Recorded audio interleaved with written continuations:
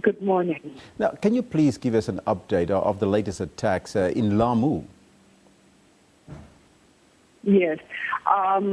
We've had the unfortunate incidences of attacks over the last 2 days.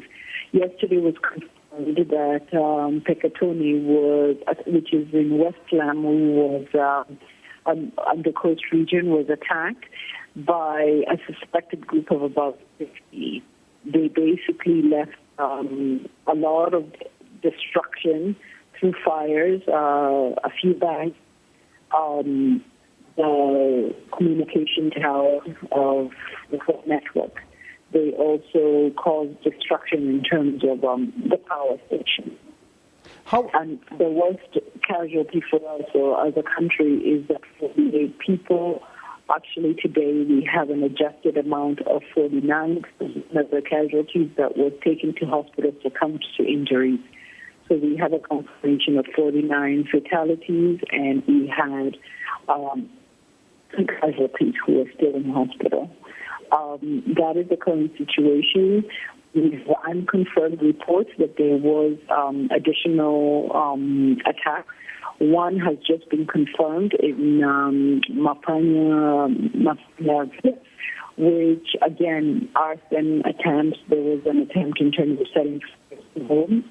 The construction is not as expensive.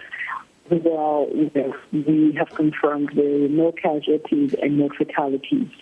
The second village is reported to have also been attacked yesterday. Ms. Waita, how bad is the situation at this point, and what help is the Red Cross giving to these villages? What the situation is on the ground. Kenya Red Cross team is on the ground assessing.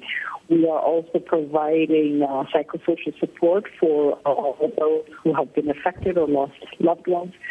We are on the ground as well, providing tracing support that you can report missing persons.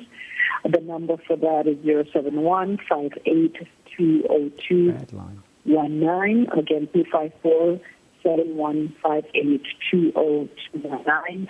And so far we have a number of cases being open and being looked into. And that's the status update at the moment. What is the government's response to these latest attacks? Do you know? The government forces are on the ground. They're providing security, especially in the attacks that were reported yesterday. So they are doing the security clearance for any agency going in, and so they're taking charge of the situation and giving guidance on the same. And that's where we got to leave it. That was the Red Cross Director of External Affairs, or External Relations rather, Ms. Waraiko Waita, on the line from Kenya to give us the latest there. We apologize for the bad connection there.